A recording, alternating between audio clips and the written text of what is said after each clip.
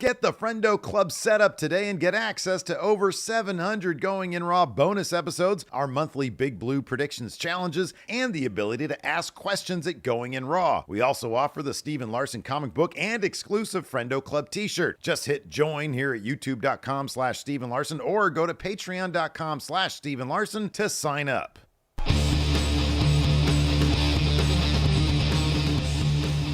Hey, friendo, Steve here. Hell, Larson. Welcome back to Going In Raw, the only pro wrestling podcast you need to be listening to. I accidentally forgot to put our intro graphic back up, so it's just us sitting here during the theme song.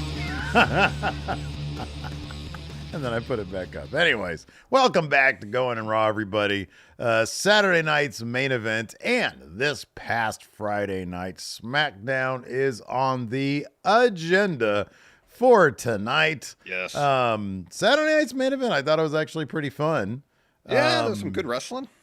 I thought this was better for whatever reason than the last one. It seemed like there was, I don't know if it's the nature of the matches, the stories being told, performers involved. It felt like there was more urgency. Yes. In this particular episode as opposed to the premiere. Where like the best part of the last one, arguably, was what happened after the show went off the air with Kevin Owens giving Cody the package pile driver, stealing the Winged Eagle title, and shoving Triple H. Yeah, right. Yeah, you're right. No, I thought there were actually some really cool things going on, including, just some pretty good matches. I mean, the thing that I think we have to remember about the Saturday night main event stuff is, especially, I guess, on an episode like this or a special like this, where you've got a contract signing, which I thought was actually pretty damn good as far as contract signings are concerned. The matches are not going to be that long. And so then it's up to the wrestlers to get as much as they can. And I feel like they did that in this situation. You look at the Rhea Ripley, Nia Jax match, it was only 8 minutes. But man, they went at it. It was just a very physical 8 minutes. Like you said, that sense of urgency was there. I think the thing that stands out to me the most out of this Saturday night's main event, so I guess maybe we can start with this, is, does it feel to you like this was a Jacob Fatu breakout moment? I feel like we've had these small things that have been building to the Jacob Fatu moment. I think, obviously, since the day he debuted, I think people, whether they knew about his work prior or not, when he came to WWE, it's hard to not see that he's a massive superstar, and he's going to be a massive superstar. He's got it all. Yeah. Charisma, mic work, in-ring work. He has it all. The thing that like not a lot of people, you cannot replicate, aura. He's got aura. And ever since Solo lost to Roman, especially, when Solo showed back up on SmackDown afterwards and tries to talk and then leaves, that look on Jacob's face, just disappointment, anger, but disappointment. And he's been getting more promo time since then. It culminated tonight where, they did the finish where he just kept on hitting Braun over and over and over with hip attacks in the corner, and the ref overstepped his bounds in this scenario because Jacob wasn't doing anything against rules. If the ref didn't want Jacob to hit him more with Braun with more hip attacks, he should have stopped the match. Yeah, I mean, you got to ask, like, did the ref need a second to check on Braun to make sure that was the situation? In any event, Jacob chucked the ref, got DQ'd, but looked like $1 million. So they do the thing where, number one, Braun, and I don't know, I'm pretty sure this was like a blood pack or something, but he was bleeding crazy from like the mouth nose area. Mm-hmm. And it got down like on his arm, so it looked like it was there too. I mean, he looked like he got into a car wreck by the time all was said and done. But by the time all was said and done, you had agents, producers, referees, executives in there trying to get Jacob off the dude.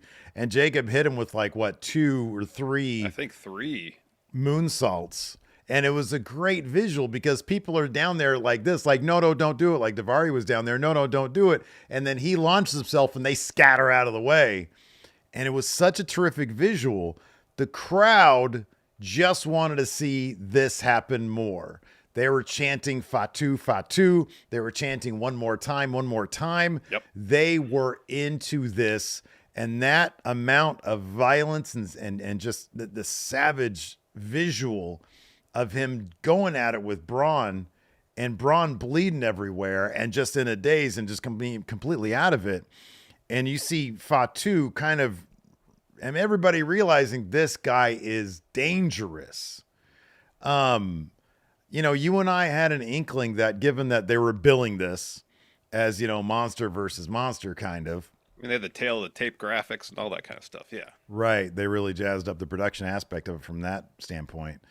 You know, we kind of figured, okay, this could be the kind of thing that spills to the outside, doesn't really have a proper finish, double DQ maybe.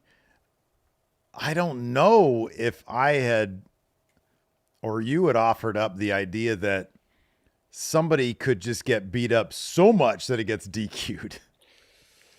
Yeah, no, given Braun's history of destruction, I was kind of thinking they do a thing where it's set up where it's like, oh, Braun's going to do something crazy and squash Jacob under something, but no, ends up tables return, you know, a passing of the torch, if you will, from this destructive force of years prior to the destructive force now. That's what I was thinking in my head. I didn't imagine that one of the competitors would just hit a move over and over, throw the ref out of the ring, and continue just to obliterate their opponent. But if I was told that would be the situation, I'd be like, that's not gonna. If that was offered up as a situation, I'd be like, that ain't gonna happen. You're silly. yeah, But they did it incredibly effectively, and you know they've done a good job utilizing Braun in that way. Obviously, he had his really fun feud with Bronson Reed last year, and they did a lot of really cool big man monster type stuff there. But Braun kind of came out of that. I think like he technically won the matches that they had. And so he comes into this not just being the guy who loses ultimately the big monster stuff, but he's actually a threat here. How are they going to pull this off? Is it going to take a bunch of people? Is this going to be Jacob leading the whatever they're going to call this new bloodline, the solo-less bloodline? Is it going to be him sort of leading with, you know, people piling on Braun? No, it was just he just beat him up so bad that they had to, you know, and then he threw the ref and they had to call it.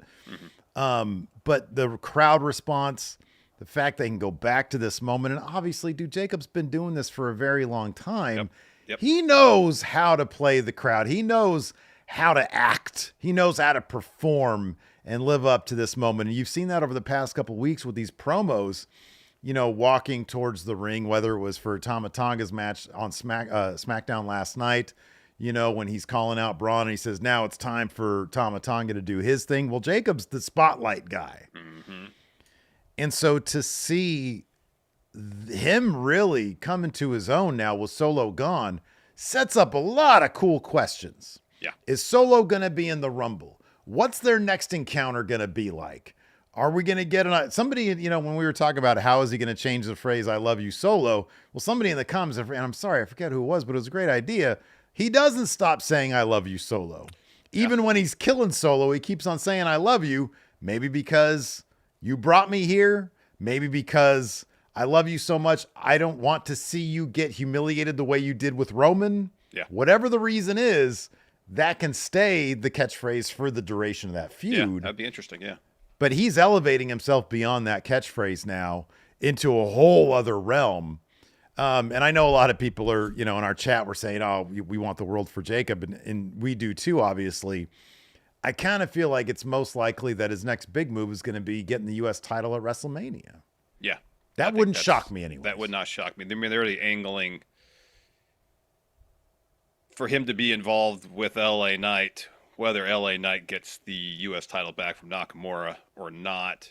They're not really doing anything with Nakamura as U.S. champ. Wouldn't be shocked if LA Knight gets it back at some point after the Rumble and then builds to the story with him and Jacob headed into Mania. It would not surprise me at all. Yeah. Yeah. Same. Not at all. So, which would be cool. That'd be great. Yeah. Yeah. It'd be really great. Before we continue on with the rest of our Saturday night's main event and SmackDown reviews, we have some sponsors for the show, Larson. So let's go ahead and talk about them. Let's do it. Let's take a quick break here. Get a word from our sponsor, DraftKings Pick 6. Steve, Hmm. we're in the midst of the NFL playoffs. And now that the divisional round is in the books and the conference finals are happening this weekend, time is running out to play DraftKings Pick 6 as the official daily fantasy sports partner of the NFL. DraftKings does fantasy sports like no one else. And getting started with Pick 6 is easy. All you got to do is select 2 or more players and choose if they'll have more or less of a particular stat, like touchdowns, yardage, sacks, and more. And check this out. DraftKings is now making it even sweeter for first-time players. New Pick 6 customers play $5, get $50 in Pick 6 credits. So win more cash on Pick 6. Download the DraftKings Pick 6 app and use code RAW. That's code RAW for new customers to play $5, get $50 in Pick 6 credits only on DraftKings Pick 6. The crown is yours. And here are some disclosures from Bill Pick 6. Gambling problem? Call 1-800-GAMBLER. Help is available for problem gambling. Call 888-789-7777 or visit ccpg.org in Connecticut. Must be 18 and over. Age and eligibility restrictions vary by jurisdiction. Pick 6 not available everywhere, including New York and Ontario. Void where prohibited. 1 per new customer. Bonus awarded as non-withdrawable Pick 6 credits that expire in 30 days. Limited time offer. See terms at pick6.draftkings.com/promos. All right, and we've got one more sponsor for the show today, Larson. We do. And let's get a word from our sponsor, Hims. Hey guys, look. I know it's tough to deal with hair loss. It's getting pretty thin up here for me as well. But I'm here to tell you that just because you may have lost your hair doesn't mean you can't find it again. Hims makes treating hair loss simple with doctor-trusted options and clinically proven ingredients that can regrow hair in as little as 3 to 6 months. And it's easy to get started. Everything is 100% online, which means no awkward or uncomfortable doctor's visits. All you got to do is answer a few questions and a medical provider will determine if treatment is right for you. If prescribed, your treatment is sent directly to your door for free. You can even choose from personalized chewable, oral, spray, and serum treatments to find what works best for you. So start your free online visit today at hims.com/goinginraw. That's HIMS.com/goinginraw for your personalized hair loss treatment options. hims.com/goinginraw. Results vary based on studies of topical and oral minoxidil and finasteride. Prescription products require an online consultation with a healthcare provider who will determine if prescription is appropriate. Restrictions apply. See website for full details and important safety information. Should we just jump into it? Yeah, let's just jump into it. All right. So, they got a lot of the legends, especially from the rock and wrestling era, show up at the Saturday night main events. So we see Ted DiBiase shows up, as well as talent on the card: Cody, KO, Shawn Michaels, Rhea, Nia, Jey, Gunther. We'd have the introductory bit with Jesse and Joe. Our first match of the night is for the Women's World Championship. Rhea Ripley taking on Nia Jax. This match was super fun. It was, man. It was, when they stick to Nia Jax's, and this goes for anybody. Yeah. But when they stick to Nia Jax's strengths, which is just like big physical move after big physical move, and Rhea Ripley's strengths, she does so good against like the bigger opponents. Rhea's a great seller, that's why. She is. She's terrific. Yeah. And, her trying to hit the Riptide, and Nia Jax being able to counter. And then they did a couple things. They did like a code red in this, like Rhea hit like a code red. Yeah. And so they did a couple things outside, the norm. But the pace just it was just unrelenting. There was none of that, like, let's just stop and do a rest hold real quick. Yeah, there was no chin locks or armbar type stuff. Mm-hmm. Nia busted out the corner Uranagi spot that Samoa Joe's done for years. Right, yeah, yeah. There was this one bit where Rhea's looking for a Riptide, and then Nia midair reverses that into a splash, and then Nia's looking or hits the reverse annihilator, and that looked nasty. It did, yeah. Nasty. So then she heads up again looking for another. Rhea grabs her foot. Nia kind of kicks her off, but then Rhea stands up, hits an electric chair drop, and then Rhea hits a head kick, Riptide, to get the win. But just pace was awesome. Yeah. Creativity was on point. Character work was great.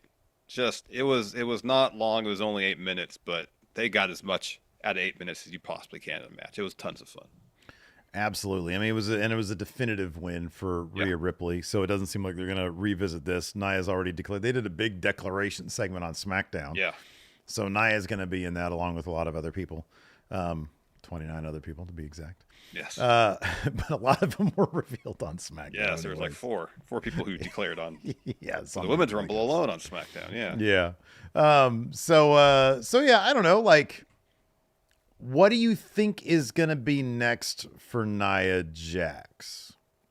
I mean, she mentioned on SmackDown that she said, win the title on Saturday night's main event, get in the Rumble, win that, have a match against Tiffany so she can get that title back. So she wants all the titles. Part 1 of that plan obviously didn't work. Rhea won tonight.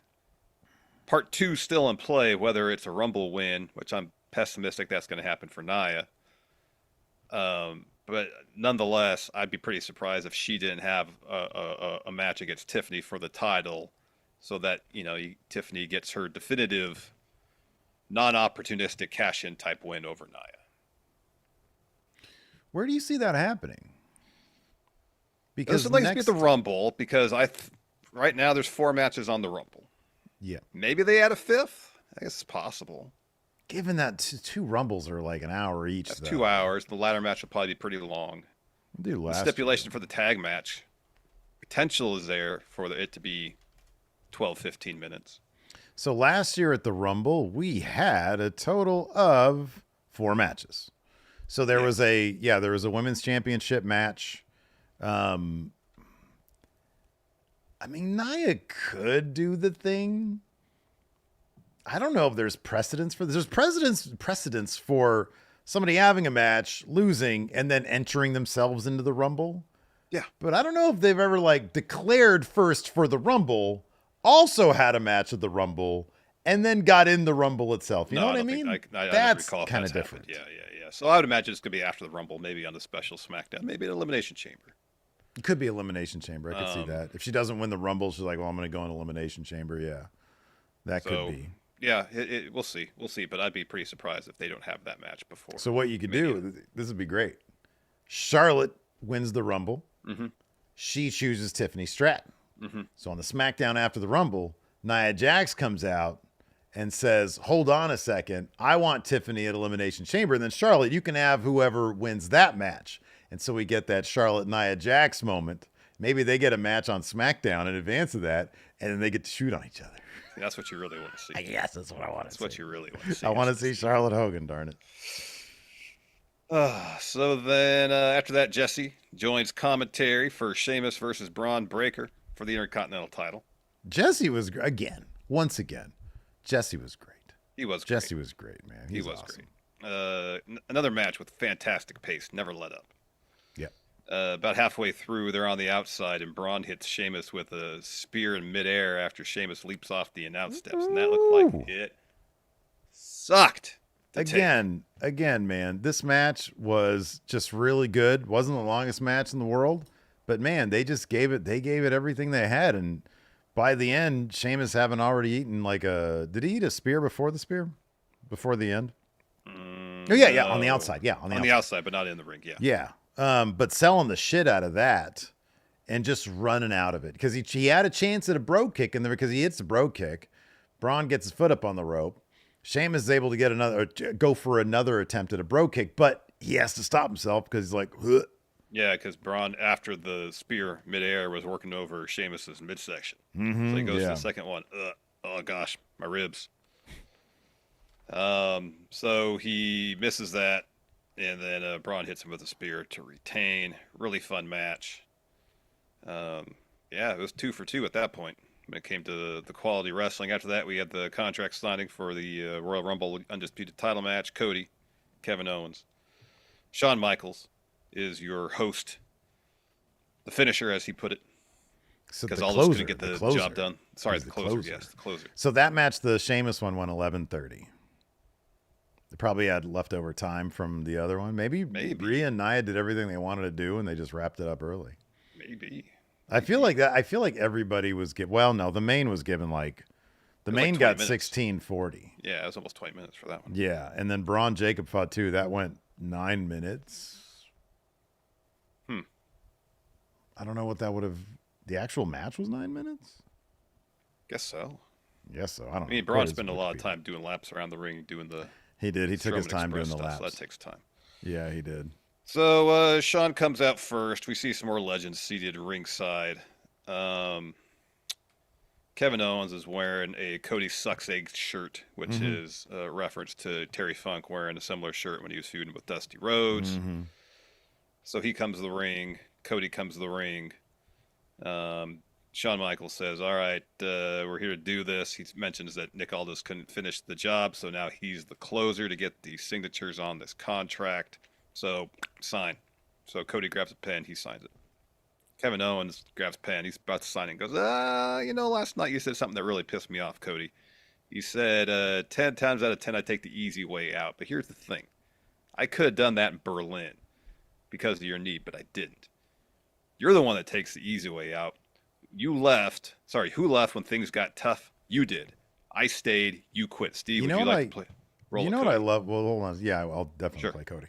You know what I love about that, though, is that they set something up on SmackDown. Because I saw that a lot on social media, is people pointing out that, yeah, Cody says he takes the easy way out. Well, Kevin didn't in his match. So they set something up on SmackDown so that they can reference it. It gives Kevin Owens some ammunition the next night to bring that up. And I like that. It's just an attention to detail right there. And does Cody address it? No, he's like, I don't want to talk about the past. Yeah, because he's in the wrong here. Yes, he is. Yeah, he doesn't like me. Who likes being called out, Larson? Nobody. And so Cody, appropriately enough, says, enough! I didn't come here to talk the past or justify your actions. HBK didn't come here to listen to you talk. I'm done worrying about Kevin Owens. I need to focus on who I'm defending this belt against at WrestleMania. So sign the contract. So then Kevin Owens says, so he's about to sign it again. He goes, trust me, you aren't done worrying about me. Once I sign, it makes it official. Saturday night, I'll shut everyone up that says I'm not the real champion. I am the true champion. And once I win the title, everything you got, all the pyro, all the pageantry, everything, face on the bus, it belongs to me. I'm taking it all. He says, it's coming to me because it's what I deserve for the last 10 years. I'm taking it all from you. And then Shawn Michaels says, he gets on the mic. Yeah, but you know what? I feel like HBK, by the end of this, HBK needs a receipt. So he says, Jesus, Kevin, you just sound jealous. Kevin's like, what did you say? Like, dude, you're just here to collect stuff. He says, what did you say? He said, I just said you sound jealous. Okay, and then Richie side with Cody when things got tough for you. You quit too. I think you're jealous, and I bring more pride to this title than you ever did. Once I win the Rumble, I will give everyone a champion they can look up to, be proud of, and someone who won't lose their smile. The only one losing will be you, Cody, so he finally signs it. And again, here's the thing about this. Kevin Owens is wearing the Shawn Michaels belt. And I have no idea if the original plan was for HBK to moderate a contract signing 2 months or whatever it is since Kevin's been wearing that title. But what a great little piece of ammunition once again for Kevin Owens to throw that title in HBK's face and say, I've brought more to this title than you ever did. So Owens signs, like you said. And HBK says, gentlemen, there's only one thing left to do. I got to take those titles. Can we get a ref in here? And so from above them comes the title hanger, but it's in a building that it's not going to be in. But whatever. They're in the same state.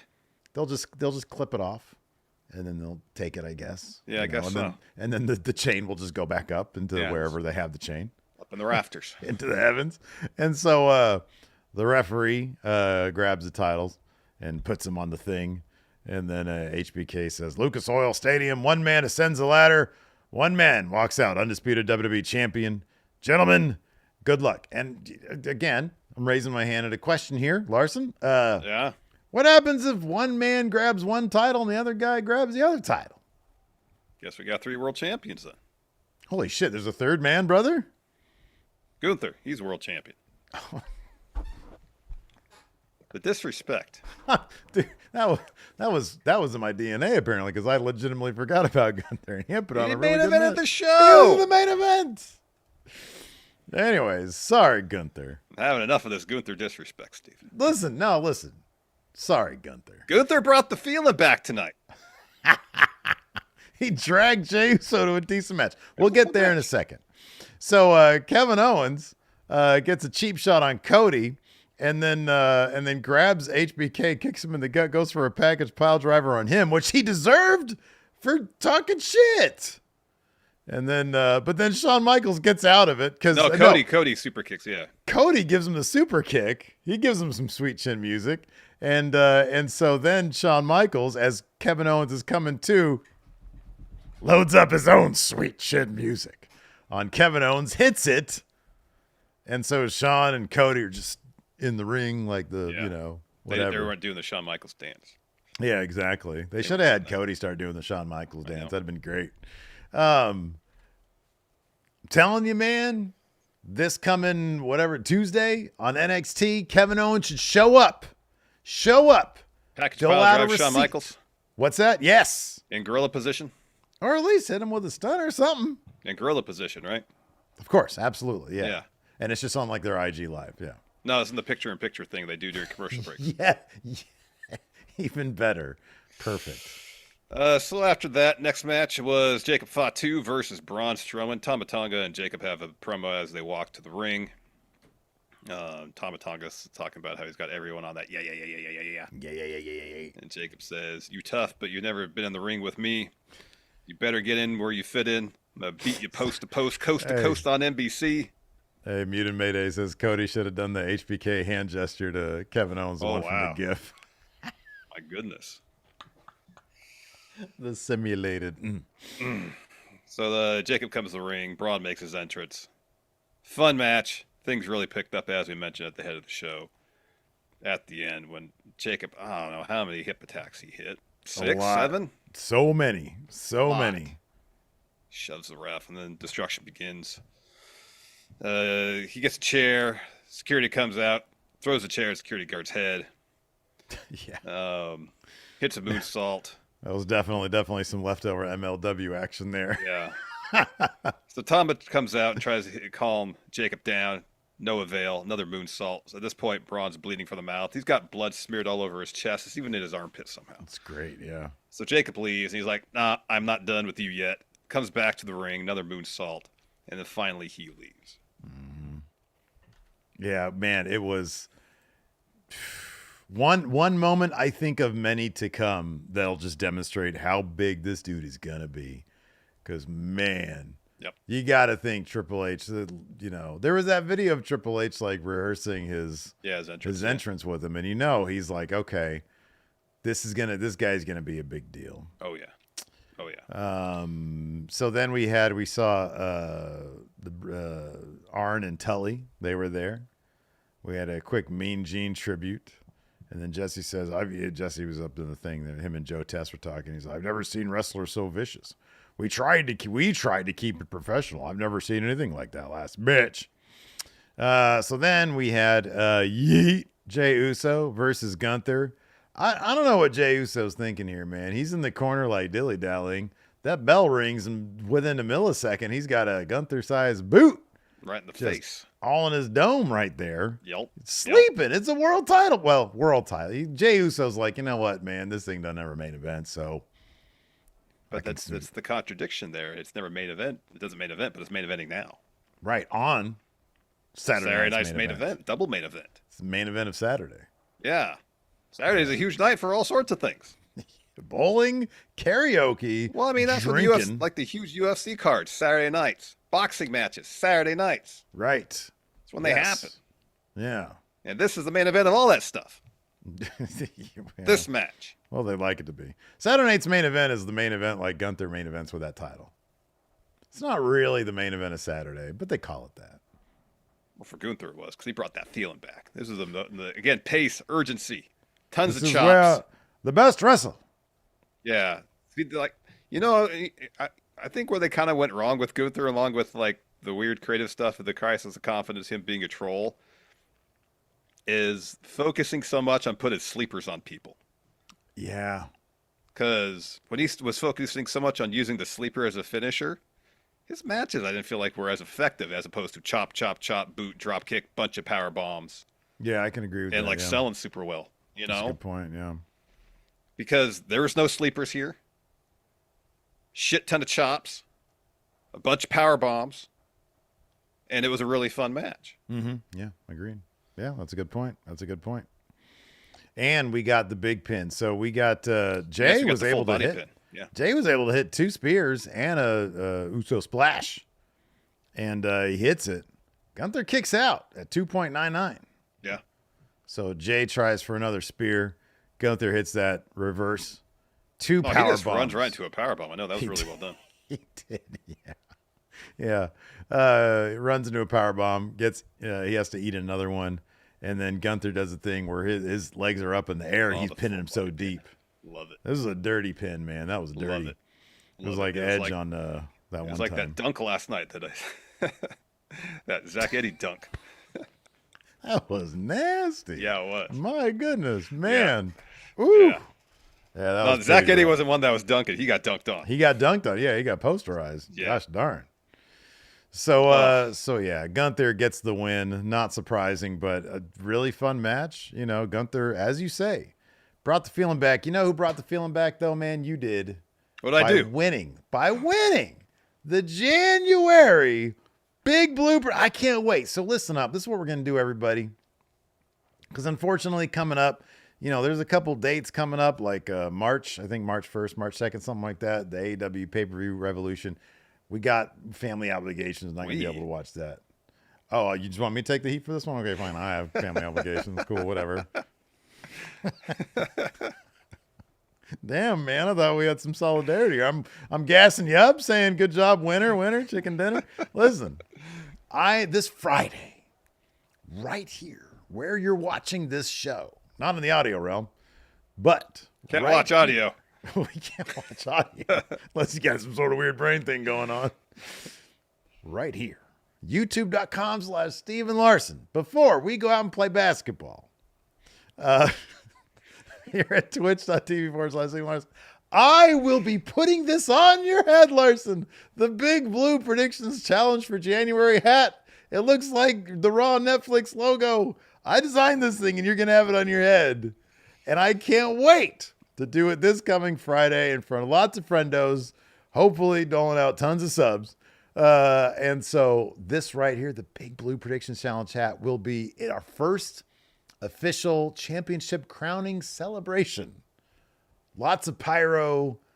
Oh, really? Pageantry. Yes, please. Yeah, all of that stuff. All that balloons. We got the lav mic so we can walk around all over the place if we want to. All right. So Friday, we're going to be doing this before basketball. So there you go. I'm very excited. This will be very exciting. It's like something I've been looking to accomplish for a long time. I'm happy that I finally got it done. You know, dude, your story has been a compelling one. Of course, you won the G1 last year. And when you did cash in, I think you know. Abject humility. It was a rough day for me. You didn't have the juice. And sometimes, you know, I know I'm the clown here, but sometimes you got to listen to me. I was trying to tell you, you had the bad Whataburger. You were doing it from like somebody else's room. It was weird. It was a vacation rental. Yeah. Yeah. They probably had cameras in the toilets. And I'm like, dude, probably had a cleaning fee that you had to pay. Dude, don't cash in now, but you cashed in way. And you lost. No, it's not that I lost. It's that you pulled a 0 from that lunchbox. There's only 1 0 out of like that 20 was the humiliating aspect of it. Yeah, that was rough. Because all you needed was like a 2, I think. Or 3. 3 or more? Or better. 3 or better. I needed. Which probably pretty easy to do. And you saw me, I was above the board on that one. Wasn't me. Yeah, I know it wasn't you. It's just my luck. Just your luck. But you finished your story. I did. Now, hopefully, Steve, I want you to have these feelings of satisfaction and elation. I want you to finish your story. I want you to win one of these prediction challenges. Well, it's probably not going to happen because I'm not very good at them. But I will be excellent at putting this on your head, Larson. Make sure you make it pretty large. I got a giant head. All right, I'll do it on the one snap. There you go. Getting back to the family obligations, I guess I'm the first one that set that into motion, so it was me that established that precedent, so. Yeah, but here's the thing. When you told me about the family obligation, I accepted that with a quickness. This is the honest to God truth. When we did Full Gear without doing the watch along for the AEW pay-per-view, The one thing that I noticed is that, look, when we're doing this WWE, the WWE Premium Live events, it's not like you're getting 25 to 30-minute long matches every time. And it honestly kind of lessens my ability to properly critique the AEW pay-per-view experience. When I get to sit there on my couch and absorb the entire thing, I pick up so much more of what's going on, as opposed to you're like 15 minutes deep in a 45-minute match and I got to read chat. And I know you feel the same way. Yeah. I feel like the reviews are just better when, for AEW specifically, we don't do the watch along. Yeah. And that's not an easy decision to come to, because from a business perspective, it's not a good decision to make. Yeah, it's not.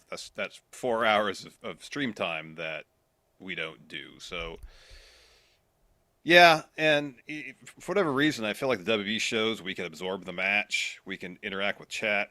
I mean, dude, there's so much more time between the matches with all the packaging and stuff. It's just, it's a much more, it's a situation that allows for a lot more user and audience engagement. Yeah. And so, like, I'm fine doing those ones. Yeah. But like the AEW ones, like if I want to pay some freaking respect to the actual product, I think it just makes the reviews better for us to do those without, you know, and they're longer cards and, you know, especially the matches are long.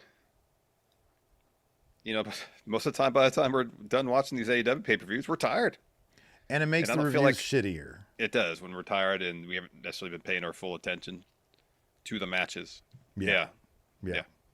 So that's the truth behind it. We've been making kind of a goofy joke about the family obligations stuff. The first one was legitimately a family obligation. I was like, hey, well, the first 2 times I did it were legitimately family obligations, yes. Oh, the first it was 2. 2021 with the night that Hangman won the title. I had a family trip planned, and then I went to go visit my brother. This one was for your brother's birthday, yeah. And when we did that for Full Gear, I was like, okay, yeah, this actually feels a lot better. Just our review on Monday felt a lot better. It did. You know, the review's the thing, the podcast is the thing, and the watch along is a great bonus for us. So we'll continue to do that but you know, that also opens the door for more opportunities to do silly stuff like the Friendo Awards we did here in person, and that was a lot of fun. Of course, February's coming up in a week, and so we've got the Big Blue Predictions Challenge. Royal Rumble time, man. Royal Rumble time. This is going to be a ton of fun because I'm sure the prop bets are going to be outrageous. Yes. Is this going to be a one and done event, just the Rumble? No, because we have the Rumble, we have Vengeance Day, and I guess we could do Grand Slam. That's 3 events for the month of February. Ooh, boy, that's a lot. All right, cool. I like it. If Cody's cool. Yeah, if Cody's cool with that, I don't want him I don't want him easing up on the Rumble stuff though, because with the fact that we've got 30 entrants for every single one. Yeah.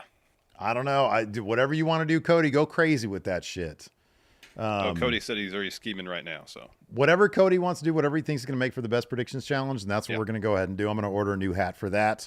And then we're going to make an announcement about the big WrestleMania predictions challenge. We've got a hat and something huge also to offer up for that as well. Yes. So maybe we'll make that announcement on Friday since you're going to be here in the office. Sure. Also, we'll make the big announcement what the WrestleMania prize is going to be. So if you want in on the predictions challenge, it's real easy. Right, we offer 2 ways to do it. Right here at youtube.com/Steven Larson. Click join. It's $5 a month for a channel membership, and you get bonus episodes, and you also get access to our question threads.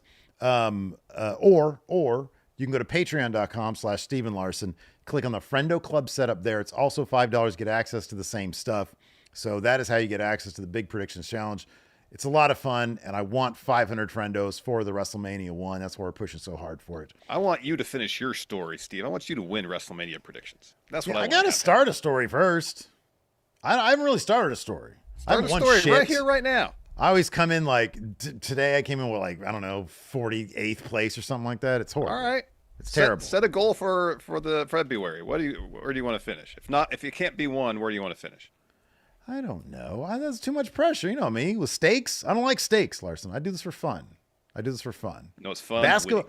The other day, basketball. The other day playing I know. The other day playing basketball.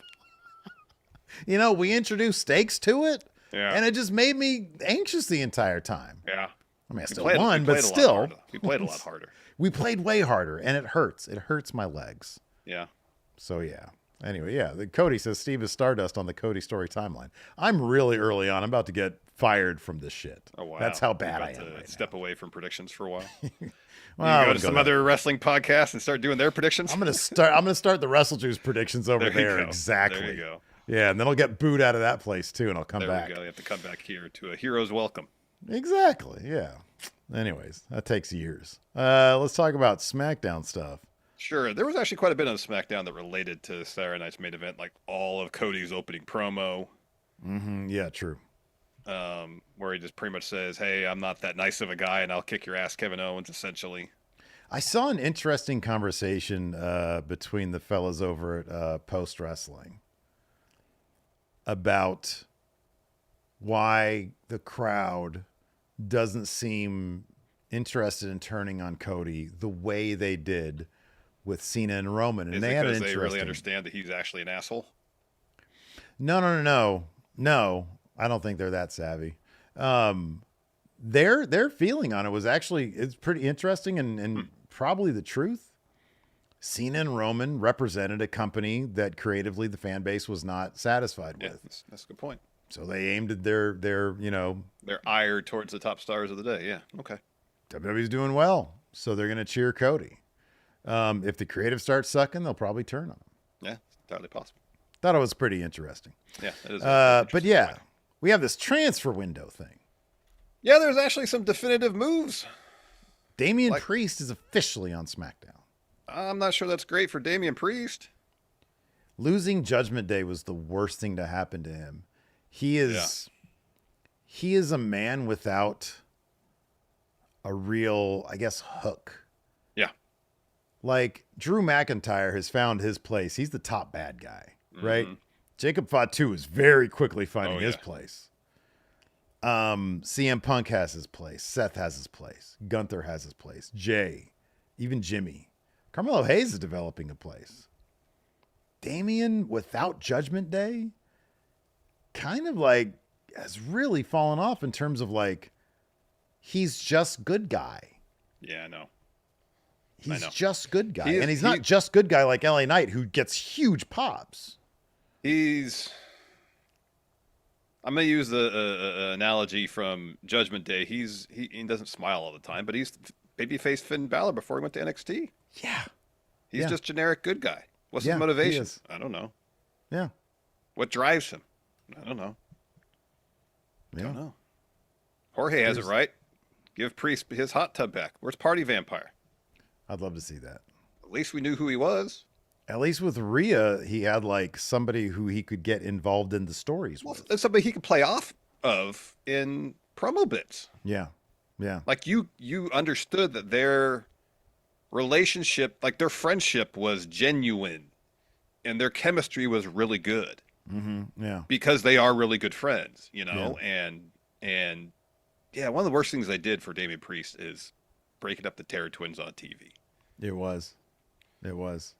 Now boycott Activision here. The call to action name says really the crowd was behind Damian. The crowd likes Damian. We like Damian. We do. But moving forward, Yeah. what's going to be his thing? Especially on SmackDown, where I know he had that bit backstage with Cody, real brief. If he gets into an undisputed title program with Cody, Cody's going to beat him decisively. He ain't winning that one. Nope. You know, and is a U.S. title program with Jacob Fatu or Nakamura, is that something that's going to benefit him? Right. Yeah, right. You know, as drawn out as the Judgment Day feud was for him and Finn, is something that he could latch onto, and we as the audience could latch onto, even though it went on forever. He's moved to the SmackDown as a complete clean slate for him at this point.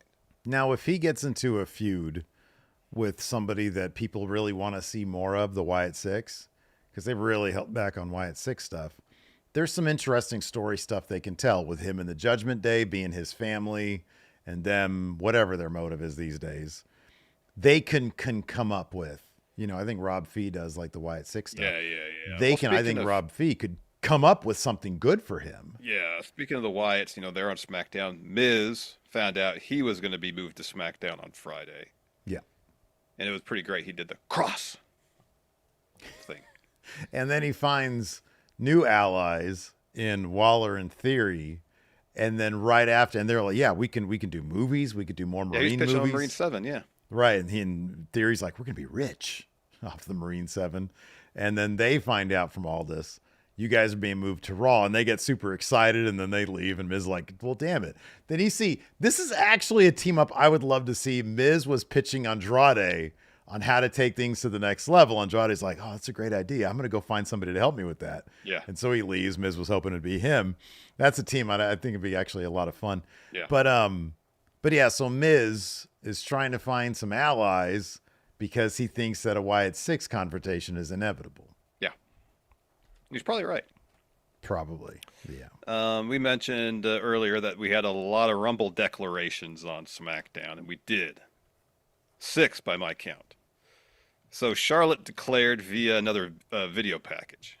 She said not only is she in the Rumble, she's returning at the Rumble. I love this. I thought this was so cool. Yeah. I really did. She did a good job with this, and the production was outstanding. Yeah, the production was great. And so we have this extended promo bit where Tiffany comes to the ring with the title. Rhea interrupts her. And then Nia, Naomi, Bianca, and Liv all make their entrances as well. And the 4 of them all declare for the Rumble. Mm-hmm. Yeah. Because Tiffany comes out and goes, now I'm champion. I'm the center of attention because everybody is going to be gunning for me in the Rumble. And Rhea comes out and says, you're not the only women's champion around here. And then everybody else interrupts. So we had 4 people declare for the Rumble in that one segment. So given that just last week you were saying, the men get the shitty declaration segment, why can't the women? Mm-hmm. Confirmation, Triple H really actually watches the meat of our show? Apparently. Seems to be, right? Because we got a bunch of declarations. And then also in a video package, Nakamura declares for the Rumble. Current U.S. champion Nakamura. Yep. We also had a bunch of matches. Motor City Machine Guns. Wash your fish. Defeated Pretty Deadly. It was a good match. Yeah, it was a good match. Skull and Bones on Kit Wilson. New team to a degree. Michin and B-Fab, who've got terrific chemistry. B-Fab, I don't know if this is her first win or not, but it might be her first win on television. Oh, it might be. Picked up a win against Chelsea Green and Piper Niven. This is the kind of thing where Chelsea Green ain't losing the U.S. championship to any of these people. And so she's going to lose everything else. Loss in the tag match, I know, yeah.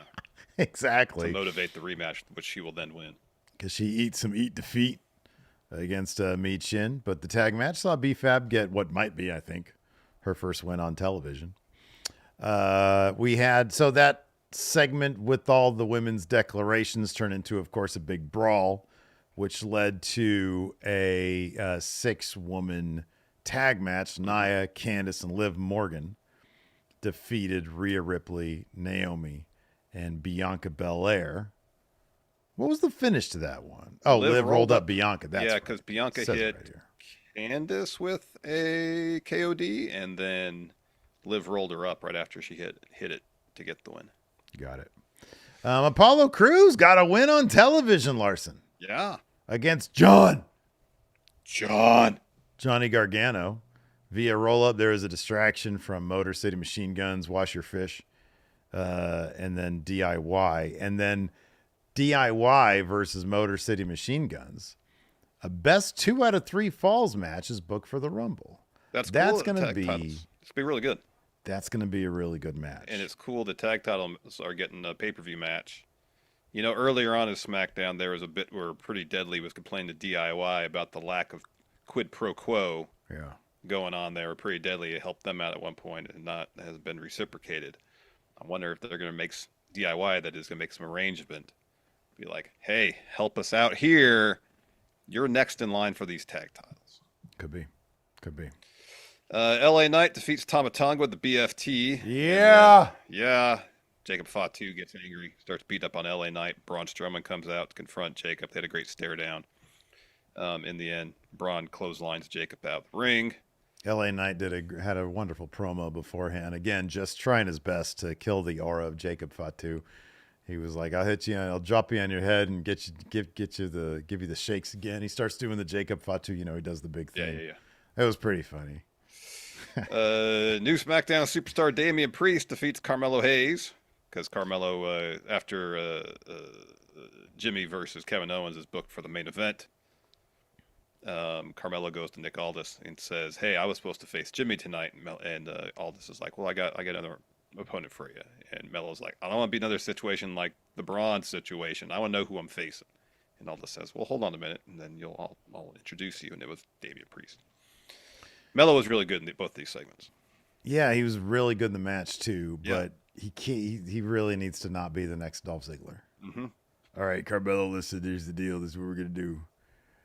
You're gonna fulfill the same role as another legend. Remember this guy, Dolph Ziggler? Hell of a seller. Put him in there with anybody. Put on a great match. Yeah. Loses all the time, man. Yeah. Bummer. Yeah, Carmelo's got to turn that shit around, man. He does. He does. 'Cause So after he's got fucking superstar written all over him. he really does, dude. So after Priest gets the win there at the South of Heaven, we mentioned earlier he has a little bit of an interaction backstage with Cody, and in the main event, Kevin Owens defeats Jey Uso via pop-up powerbomb. Show closes with Kevin Owens and Cody brawling. Yep. Which led directly into the beginning of this show and the Saturday night's main event. So it's like a big circular thing. Oh wow! Right? That was crazy how we just did Whoa! that. Yeah, man. So anyways, that's going to do it for the show today. I didn't do a question thread because Saturday night we got places to be. I'm going to go check out that Soderbergh movie. What's What it are you called doing? again? Presents. But not like gifts, right? Not gifts. No. And Like- when I say gifts, I don't mean the internet moving videos. Yeah. Not those. Then it's not Christmas gifts. It's presents. Like Jacob Fatu has such a presence. Yes, presents. Yes. Right. Yes. Yeah. What am think I it's a doing tonight? ghost movie. What? What am I doing tonight? I don't know. What are you doing tonight? Fuck if I know. Wow. The night is young. I'm probably gonna You sit could on the couch. Okay. Maybe I'll enjoy myself a beer, Okay. Right relax, on. Relax. and We're just gonna partake be on in the- some cinema at home. I don't know. Some cinema. What did we watch last night? Oh, we watched. There was this new Netflix show, that American Primeval. Oh, is that any good? I don't know. My wife watches it, and I didn't watch the first episode, so I'm like, I'm lost. I'm not going to pay attention. It's well made. Do you like when she turns on the TV? Is that when your severance kicks in? Yeah, it does. I lay on the couch. Yeah, they could do the Hitchcock shot and your face elongates. Yeah, and I was like, all right, daydream for the next hour. 'Cause it was funny last night. We put the kids to bed, and we were like, "Hey, what should we watch?" And knowing the answer, I say, "Hey, do you want to watch SmackDown?" Because try and get ahead on it. Yeah. No, it's like, okay, No. Yeah. put on what you'd like. SmackDown is such meat and potatoes these days. It really is. I watched it on my phone this morning. It needs some plot. I know. We need some plot, man. I know we got the Rumble coming up, but there's no plot there. This is people saying I'm going to be in this thing. Yeah, we know you're going to be in this thing. I know. So, anyways, that's going to do it for the show today. Thanks everybody for tuning in. We appreciate it. Thanks to the sponsors for today's show. Thank you very much. Yes, thank you. And we will be back. I'm going to ease into the week on Monday, of course, which means we'll be back on Tuesday for our Raw review. So hopefully that'll be good. And until next time, we'll see you guys around. Goodbye.